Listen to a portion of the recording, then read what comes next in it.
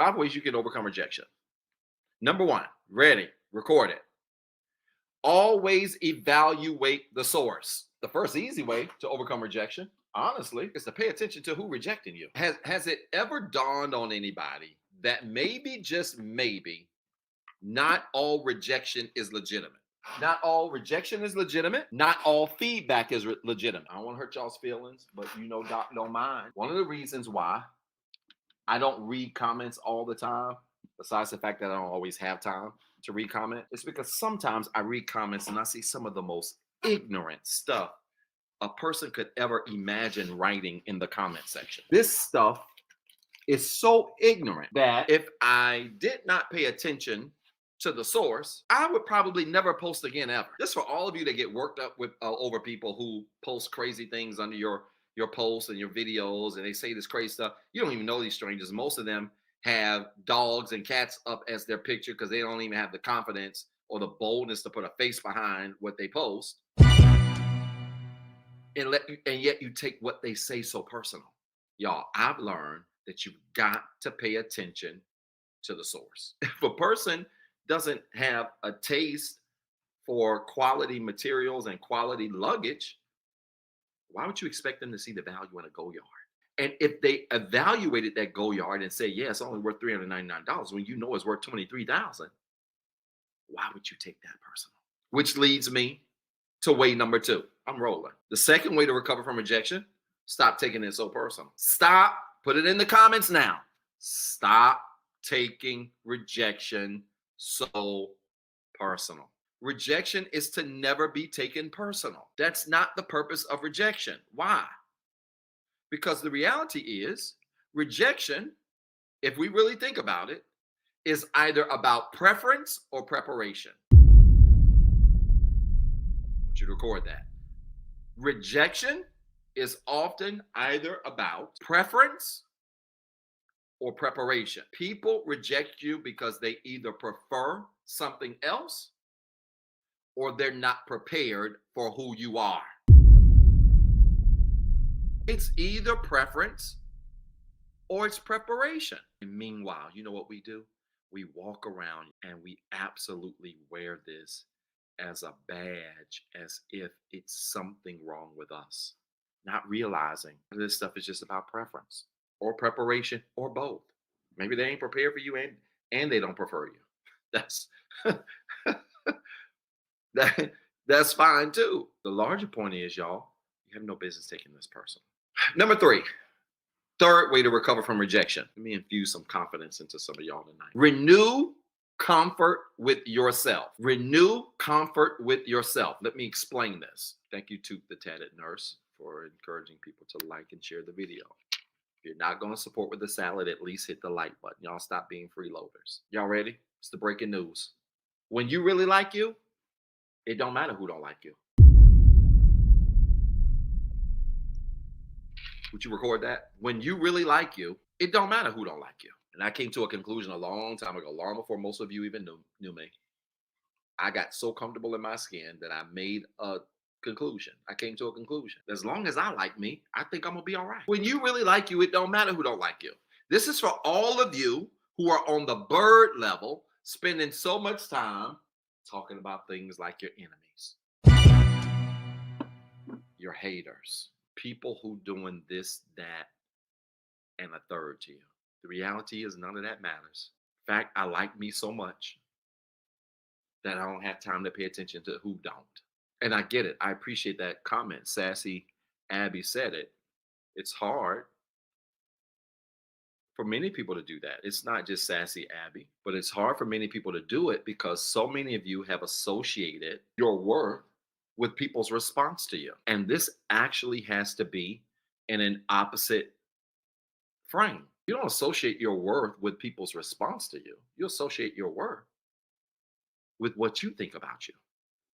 Everybody else is a bonus. Everybody and everything else is literally a bonus. I think I'm special. I think I got it. And I hear you, Natasha. She says, I'm just noticing this in my 40s. Listen, I don't care if it's in your 40s or in your 80s. Better late than never. Or perhaps probably realizing this at the time where you are best able to, number 1, receive it, and number 2, apply it. So let's keep that in mind. I I don't ever want you to get to the place, anybody, to get to the place where you are so dead set on what people think about you that you lose sight of what you think about you. Because frankly, that's the only thing that matters. Stop taking this stuff personal and renew comfort with yourself. You ain't got no six pack and you don't want no six pack, like the rolls you got. Dress, my kids, we were cleaning out closets this weekend, getting, spring and summer stuff out, putting winter stuff up. Tell them about all the clothes in my closet I got to give away because I wear about the same thing every time. Same type of clothes every day. Work from home. So it's typically leggings and workout shorts and some type of t-shirt or my Under Armour shirt. I take my calls in it. If I have to go out or whatever, I might put something on, but a lot of times I don't.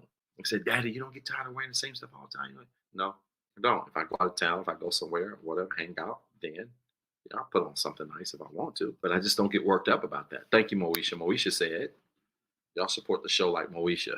Rejection can be God's protection. It absolutely can. You get comfortable in your skin, you are less likely to need to impress anybody. This is why social media is such a mess. This is why our culture is such a mess, because so many people are spending so much time, wasting time, trying to impress people who don't like you anyway. Oh, I post what I want to post on social media. I share the stories that I'm given permission to share, and I share them how I want to share them. Be who you called to be. Do what you called to do, and don't worry about nothing else. All right, number 4. Let's get to the hard one. Minimize your need to know why. Minimize your need to know why.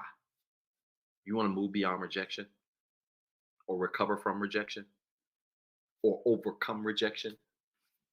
Minimize your need to know why.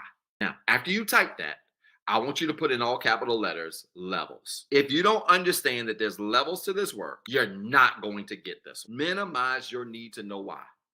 Y'all, let me tell you what gets people tripped up so much is needing to know why. Why did they reject me? Why don't people like me?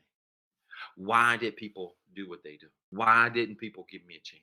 Why didn't the situation work out for me? Why didn't I get the job? Why didn't they call me? There is a higher level of thinking. And this higher level of thinking says that the why is just not important. When you move beyond your need to know why, then you move completely away from resistance. There's no greater space of resistance than the word why. Why did they cheat? Why did I not get the job? Why did they not call me? Why do they not want to be with me? Why did it not work? Why does nothing but create resistance. And I get it. I'm not suggesting y'all this is easy because it's not.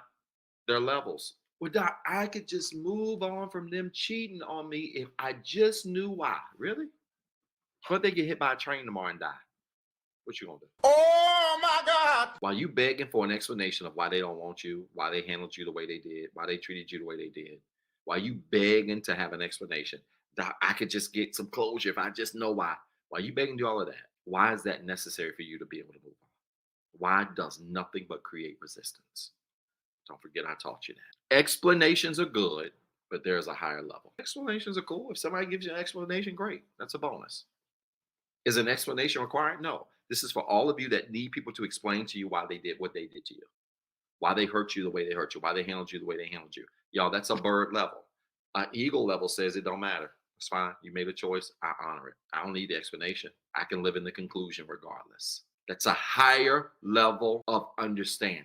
Now, I have clients that are atheists, Muslims, agnostic, Seventh-day Adventists, Buddhists, Hindu, you name it, in 29 countries. You Christians, there's a verse that says, trust in the Lord with all your heart and lean not to your own why. Substitute the word understanding for needing to know why. Lean not to your own why. I wonder why. Because when you lean and focus on why, I gotta understand, you ain't doing nothing but stressing yourself out. It's pointless. Your understanding ain't gonna change what they did. Your understanding won't change the fact that they cheated. Your understanding won't change the fact that they rejected you. Your understanding won't change the fact that they didn't handle you right. Your understanding won't change the fact that they don't want to be with you. Your understanding won't change the fact that there's a disconnect between you and them. Come on, y'all, like, share the video. Your understanding won't change the fact that they don't want to be bothered with you. Your understanding won't change the fact that you didn't get the job. Let me tell you how understanding why and needing to know the details is so ingrained into us, just humanity in general. Let me explain to you how needing to know why is so deeply ingrained into humanity in general. I'm gonna give you an easy example, and all of y'all are gonna be guilty. And if you're guilty, I want you to type church with the frowned up face. You know, the frowned up emoji. Let me tell you how deeply ingrained needing to understand and know why is just ingrained into us as a people. Let's say your phone rings. Hey, your name. I just called to tell you that such and such died. Your good friend, such and such, just passed away. What most people say? You know what most people say? They don't say, well, how's the family? Oh my God. Are the children okay? Oh my God. What happened to them? Who guilty? If you guilty, type church with a bunch of R's and the frowned up face. Not, are the children fine? Oh no, I'm praying for them.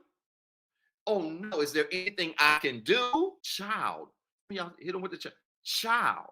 What happened? Hey, did you know such and such was getting divorced? Yeah, girl, yeah, guy. I was calling to tell you such and such was getting divorced. Get out of here. What happened? Why? And we wonder why we are a culture that flies on the bird level. We are a culture that lives on the bird level. We just got to know the details. We just naturally nosy. Y'all call it inquisitive. I call it nosy. Yeah, we'll pray for you. What's wrong though? Hey, I was just calling to see if you could pray for me. Okay, cool. I'll pray for you. What's going on with you? People ask me to pray for them. I'm gonna be like, well, hey, just tell me what you need me to pray for. No, just pray. Shut up and pray. But no, we gotta know the why. We gotta know what happened. Now I want you to record this. Be okay with or without cause, reason, or explanation. We talking about rejection. Some of y'all need that. You need it to survive. I don't need that. Somebody calls me and tell me they need prayer. That's all I need to hear. And if they feel at liberty to tell me, they'll tell me. If not, then I don't need to know. You don't need people to explain to you why they don't want to be with you. Oh my God. I could just move on if they explained it. Well, what if they get hit by a train tomorrow and they can't? How you gonna move on? Or if they die in a plane crash, how you gonna move on? I bet you find a way to move on without that explanation. I'm gonna be able to close this chapter of my life if I just understand why they did what they did. Good luck. Most times people be lying to you anyway about why they did what they did just to make you shut up. It ain't even the reason why they did what they did. They're just doing it so you can quit asking. 1, always evaluate the source. 2, stop taking it so personal. 3, renew comfort with yourself. 4, minimize your need to know why. And number 5 is this: evaluate their decision against your values. Evaluate their decision against your values. Can I help you?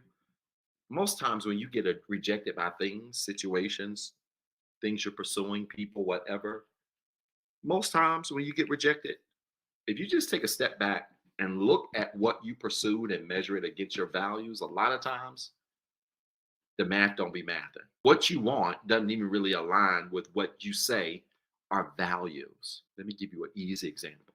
You really wanted them, but you told me you value peace. But when you look at their dating history, though they look good externally, or their exterior looks good, you said you wanted peace. And you look at their dating history and relationship history, and it's been nothing but drama. And then they reject you, and you took it personal. But why? When their rejection really aligned with your values. Because getting them would not support your value of peace. Some of you don't even realize that most rejection is connected to what you say you value. And that oftentimes, what you really want, you don't end up getting to protect your value. Some of you did not get what you wanted. You didn't get who you wanted, not because you couldn't have it, but because your value was on them. There's levels. And some of you will sacrifice your value just to have something. I'm not. If I'm a gold yard and I cost $20,000, I'm not about to let you buy me for $250. It ain't happening. So you want to move beyond or recover from rejection, then do this. Evaluate their decision against your values. And what you're going to probably see is their decision, the organization's decision, whomever's decision was probably right on time with your values. Meaning it didn't match with what you said you valued anyway. So why are you mad that it didn't work out? They didn't want to be with you. They got poor credit. They dress nice. They drive good. They live right. They live in a nice place. Drive good, dress nice, got poor credit. You don't even know that. And they rejected you. Not realizing that behind the scenes, they ain't financially healed and they ain't gonna do nothing but cause you more headache anyway down the road. We don't always have to know why. Sometimes you're not privy to that information. All you get is the rejection, but you don't realize that sometimes the rejection is connected to a much deeper hidden value that's connected to your life that's not letting what you want go through. And lean not to your own why.